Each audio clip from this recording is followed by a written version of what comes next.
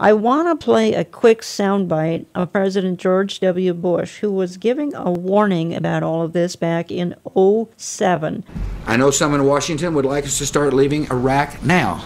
To begin withdrawing before our commanders tell us we are ready would be dangerous for Iraq, for the region, and for the United States.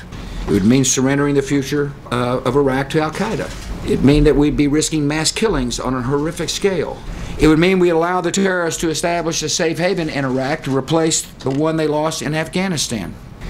It would mean increasing the probability that American troops would have to return at some later date to confront an enemy that is even more dangerous. Michelle, that was a stunning clip. George W. Bush, and looks, all of us were critics of George W. Bush for various reasons as well, partly because of some of the things that happened between he and Israel, but nonetheless, he certainly made a prophetic statement forewarning everything that's now happening. That's exactly right, Jan. We cannot say that we weren't warned, and that our foreign policy and military strategists did not understand the threat of Islamic Jihad. We did, and that's why the Obama administration rejected that understanding of the current threat that we face. Since 9/11, when the war originally came to the United States from Islamic Jihad, something like 53 or more plots have been foiled. Just because we haven't seen more explosions in the United States, and of course that would include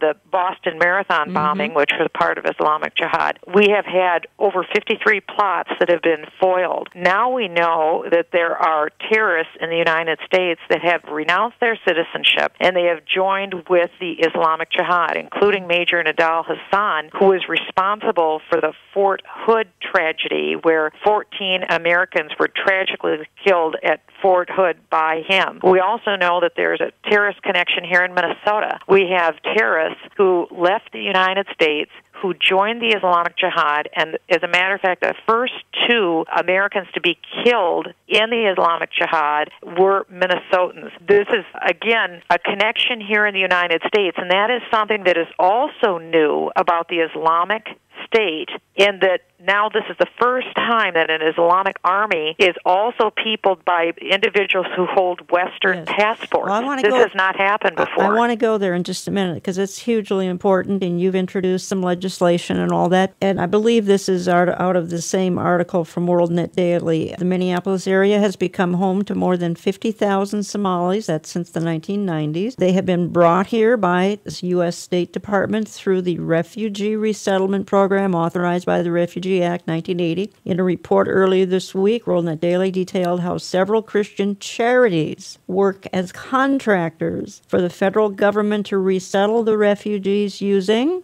taxpayer-funded grants. Since '07, FBI says 20 to 25 young men from the Somali community in the Twin Cities have left the state to fight with terrorist organizations in the Middle East. Others have been tried and convicted for sending money to Islamic terrorist groups. And then this article says, yet Bachman said the FBI often fights the war at home with one hand tied behind its back, while the State Department is guilty of willful blindness to religious extremism around the globe. And I want you to comment on that, but first I want to read a quote of yours. We've been told through political correctness for over a decade that this has nothing to do with religion, but this has everything to do with religion. Political correctness has gotten people killed, and until we take off blinders, we are not going to defeat this enemy, Bachman said. What we've seen these last 2 weeks is the face of Islamic Jihad. This isn't people who are rebelling against poverty or against so-called American imperialism or our Constitution. They couldn't care less. All you have to do is look at their statements. They kill people who refuse to swear allegiance to their God. I want to go back to your comment here about the State Department is guilty of willful blindness to religious extremism around the globe, and that the FBI often fights the war at home with one hand tied behind its back. And let's move into some of the FBI manuals at the same time. Well, that's right. There's a lot to cover, but I think it's important when people embrace a philosophy of relativism that says that all religions are equal and all philosophies are equal, then you find yourself having to make excuses for behavior. But we need to understand what the various philosophies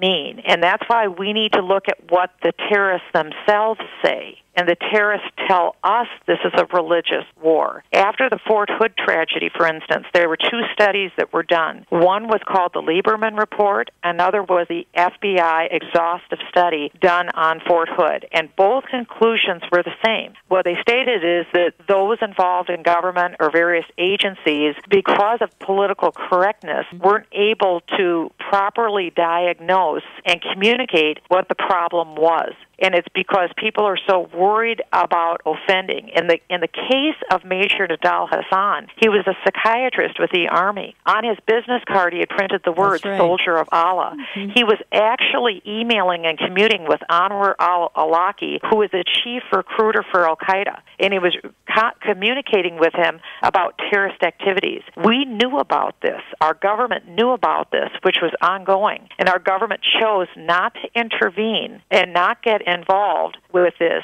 because Major Nadal Hassan was Muslim, and they didn't want to be seen as being racist or bigoted by intervening with Major Nadal Hassan. Now, this is absolute madness to do that, because our first duty needs to be the protection and safety of the American people, and that's why we need to recognize that the war now is coming to the United States when there are Western passport holders, estimated over 1,000, maybe as many as 2,000 from Western Europe, and over 100 from the United States, with Minnesota in particular. The estimate is 20% of all of the U.S. passport holders with the Islamic State are from the state of Minnesota. If that is the case, then we need to protect American citizens. I am very concerned about U.S. passport holders, or even Western passport holders, coming into the United States. And so I went to visit with our FBI earlier this summer, and I asked them what would happen if an American passport holder, if they would leave the jihad in the Middle East and they would travel with their passport back to the United States, would they be allowed to come back into the United States? And the FBI told me yes, they would, because they're American citizens. And I said, that's madness. Why in the world would we allow that? Because by definition, they have joined a foreign army, and which has declared war against the United States. At that point, they should have lost their citizenship. But the FBI told me, well, we have to let them back into the United States. So I went back to my office and I told my staff, we are going to drop legislation, and we are going to amend the section of the United States Code, which is Section 349A, and we will include the language to add foreign terrorist organization, so that it's crystal clear that if someone joins a foreign terrorist organization, whether it's ISIS, the Al-Nusra Front, Al-Qaeda, whichever one it is, there's multiples, they would be considered to have renounced their American citizenship. They would be denaturalized. Their passport would be removed for them, and they would not be allowed to come into the United States.